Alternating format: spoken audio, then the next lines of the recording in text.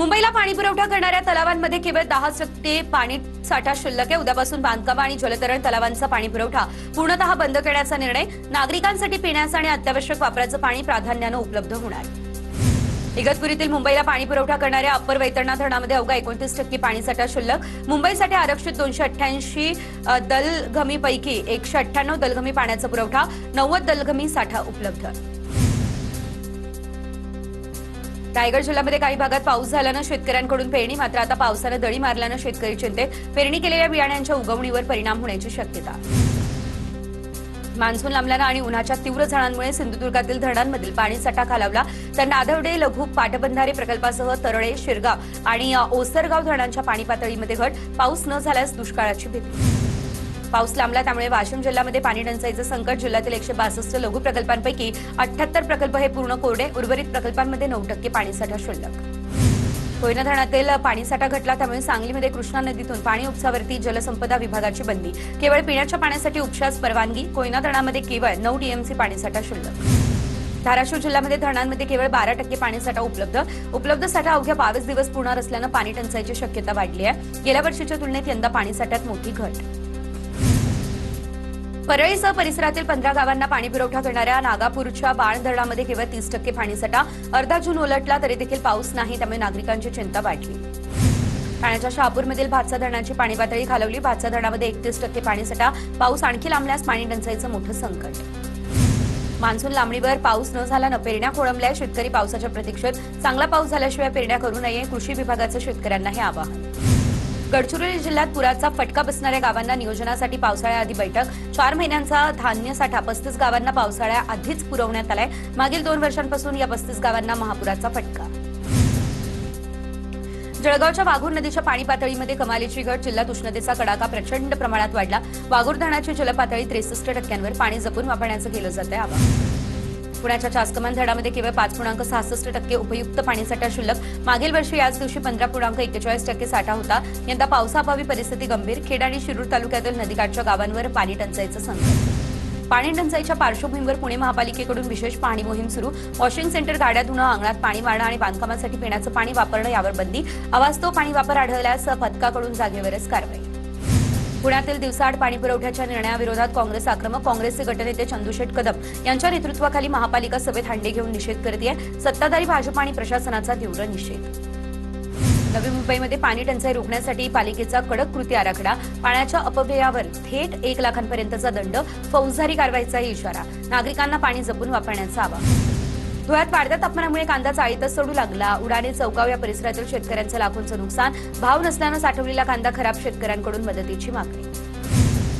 जळगावच्या जामनेरमधील पहूर परिसरामध्ये उष्णतेमुळे केळीची रोपं सुकली, त्यामुळे नुकसान। पहूर परिसरामध्ये 30 ते 35% केळी पिकं खराब झाली। नुकसानीमुळे केळी बागांवरती नांगर फिरवण्याची वेळ आली। पुण्यातील मावळ तालुका कृषी विभागाची खरीप हंगाम 2026 ची तयारी पूर्ण।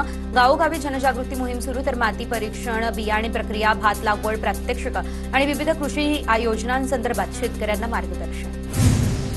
नाशिकमधल्या चांदवड पंचायत समितीकडून 50% अनुदानावरती भुईमुग बियाणे वाटप। बियाणे खरेदीसाठी पंचायत समिती कार्यालयामध्ये गर्दी। 3 दिवसांमध्ये 77 बॅगांचं वाटप। नांदेड पालिकेचे नगरसेवक लातूरच्या एका खासगी हॉटेलमध्ये एकत्र। अशोक चव्हाण आणि संभाजीराव पाटील निलंगेकर यांच्या उपस्थितीत बैठक। पुण्यातील महापालिकेच्या नाट्यगृहांबाबत सविस्तर अहवाल सादर करण्याचे प्रशासनाला आदेश। शनिवार रविवारच्या तारखांचं बुकिंग विशिष्ट व्यक्तींकडे असल्याच्या तक्रारींनंतर स्थायी समिती अध्यक्ष श्रीनाथ भीमाले यांच्याकडून दखल। ऑनलाईन व्यवस्था उभारण्याचा देखील निर्णय।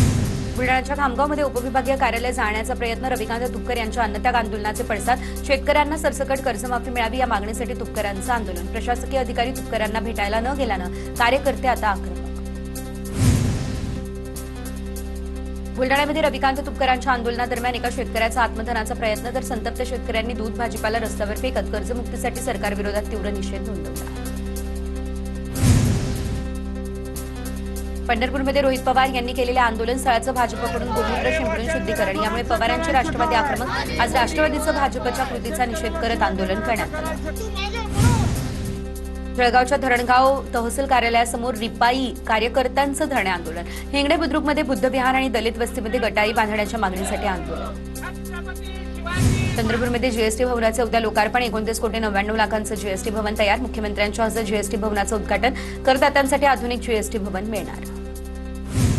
पुण्यातील भोर एसटी आगाराला 10 नवीन बस देण्याची सभापती मनीषा कंके यांची मागणी. उपमुख्यमंत्री सुनेत्रा पवारांची भेट घेऊन निवेदनाद्वारे केली मागणी. नादुरुस्त बसमुळे नागरिकांची गैरसोय.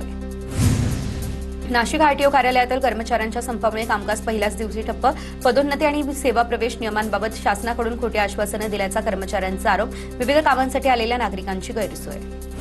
गडचिरोली जिल्ह्यामध्ये पेट्रोल आणि डिझेलचा मोठा तुटवडा. जिल्ह्यातील 5 पंपांवरती पेट्रोल डिझेल संपल्याचे बोर्ड. शेतकऱ्यांमध्ये संतापाचं वातावरण.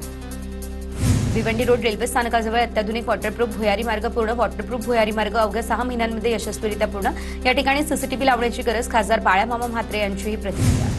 गणेशोत्सव भत्ता आणि मोफत वीज योजनेच्या लाभासाठी पैठणी विणकरांची गर्दी. येवल्यातील विणकर प्रकोष्ठ कार्यालयामध्ये हजारो पैठणी विणकरांचे प्रस्ताव दाखल. जेजुरीच्या शिवरीमध्ये अवैध दारू विक्री विरोधात ग्रामस्थ आक्रमक. जेजुरी पोलिसांची भेट घेत त्यांनी पुरावे सादर केले. पोलिसांकडून तातडीने कारवाईचं आश्वासन. सिंधुदुर्ग जिल्हा परिषदेत बनावट सह्यांद्वारे देयकं मिळवण्याचा प्रयत्न उघड. कार्यकारी अभियंत्यांच्या बनावट सह्यांप्रकरणी 5 ठेकेदारांवर गुन्हा दाखल. 10,43,000ची फसवणूक देखील करण्याच्या प्रयत्नात आरोप. पोलिसांकडून या संदर्भात आता चौकशी सुरू.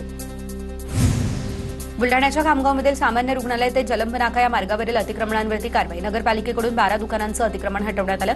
प्रमुख रस्ते मोकळे झाल्यानं नागरिकांकडून कारवाईचं स्वागत.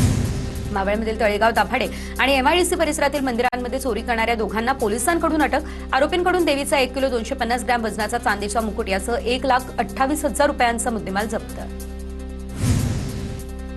पुण्याच्या मंचर बसस्थानक परिसरामध्ये प्रवाशांचे दागिने चोरणाऱ्या सराईट टोळीचा पोलिसांकडून पर्दाफाश. 4 आरोपींना अटक. सोन्याचे दागिने आणि कारसह 6,12,000 रुपयांचा मुद्देमाल जप्त. नागपूरमध्ये चाकूचा धाक दाखवत झोमॅटो डिलिव्हरी बॉयला लुटणाऱ्या तिघांना गुन्हे शाखेकडून आता अटक करण्यात आली. तर मोहम्मद सरफराज, अयान अली आणि सोहेल शेख या आरोपींकडून 2 गुन्हे उघडकीस. 1,81,000 रुपयांचा मुद्देमाल जप्त.